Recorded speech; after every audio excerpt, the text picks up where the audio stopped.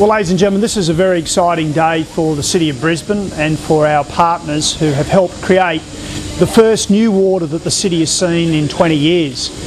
The opening of this fifth plant for the Brisbane Aquifer project here at Forest Lake today brings online another 1.7 million litres a day, or 20 million litres a day in total, of clean, fresh drinking water to be used particularly by people in the southern suburbs of Brisbane. Daily drinking water requirements, and while that might not sound a lot, it's actually very important, the overall jigsaw puzzle of things that we have to do to actually beat the drought.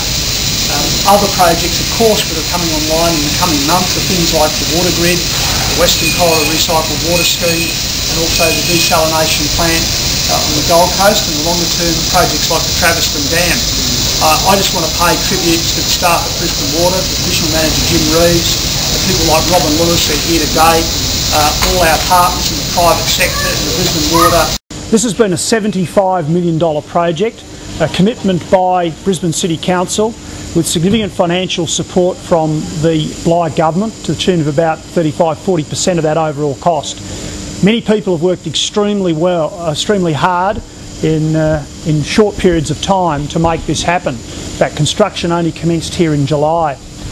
Ladies and gentlemen, this is a very important project because the 20 million litres a day that will be delivered will provide about 7% of the city's daily drinking water requirements.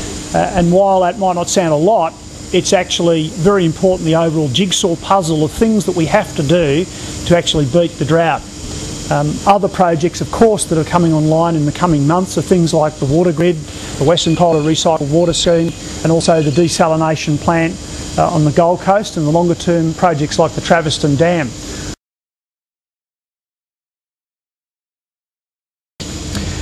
The water here has a higher mineral content than the other four projects we've already commissioned, but what we will be doing is mixing that water with the normal mains water, so there shouldn't be a discernible difference. And I do make the point that the water complies with the Australian Drinking Water Guidelines.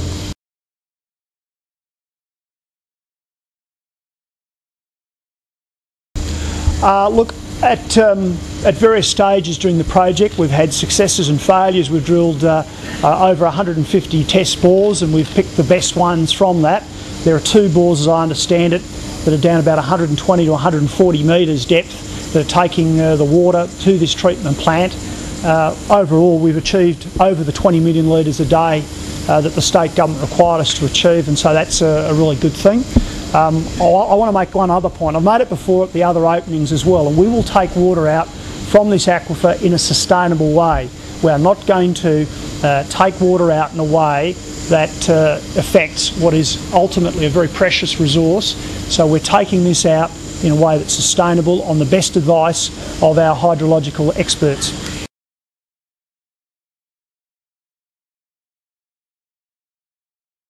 Well, given what we've been told by our hydrologists, 20 million litres a day should be sustainable for the long term.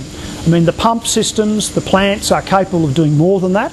If you like, they're throttled back so that we only take water in a sustainable way from the aquifer. We're very, very conscious of what's happened in other cities. For example, in Perth, where there's been wholesale exploitation of the aquifer, they have seen a drawdown and a depletion of the resource. We're determined that that won't happen here. And by the way, that's why I commend the state government for bringing in a moratorium, particularly in this southern aquifer area, to make sure that there is a moratorium on bores, local bores, so that we do preserve this water for the people of Brisbane and not private use.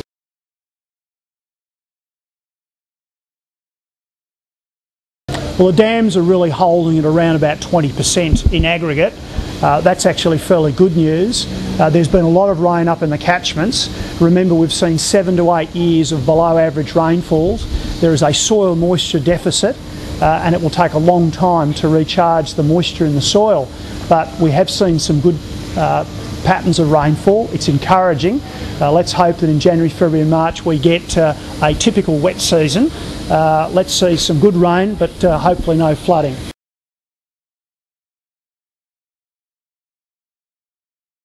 Well, there is work also being done in a partnership with Cab Water. I should acknowledge them today.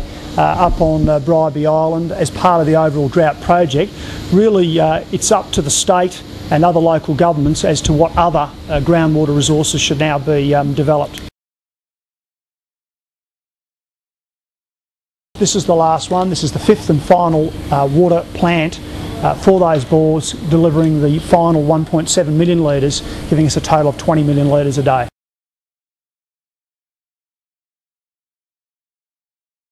Well, yes, I mean, we've achieved the 20 million litre a day target. I mean, some of the bores we put in didn't achieve full production. Some of them were too salty, some of them had minerals that made it difficult to process the water, but we've picked the very best and we're very happy with the result. 20 million litres a day that meets the drinking water guidelines, and they're now all into production after today. Oh, look, I think there was at least 150, 170, something like that. 150, and we picked, what was the final number we put into production? 24, 25, there you go. So that's 24 split up over the 5? Over the 5, yeah. So did the project exceed budget? Well, let's put it this way. It started off at $25 million, it then went to about 37 million, ended up at 75 million. So, yes, it has been an expensive process, but I'll make the point, in terms of dollars per megalitre delivered, this is the cheapest water that has been delivered anywhere. It's cheaper than the desal plant, it's cheaper than the Western Corridor recycling scheme, it's cheaper than any other source of water, particularly the Traviston Dam, when you look at the dollars being invested per megalitre. For example, the desal plant is, when I last checked, was about $1.5, $1.8 billion, and it only generates about 125, 140 million litres a day. So here's 20 for 75 million. It's actually a bargain, but we did have a lot of difficulties in terms of the processing technology, dealing with the actual qualities of water that we found, and every plant had to be adapted to meet the local quality, because the water here is different from what it is over at Sunnybank, as it is from Algester, etc. Yeah, so we did have difficulties. Yeah.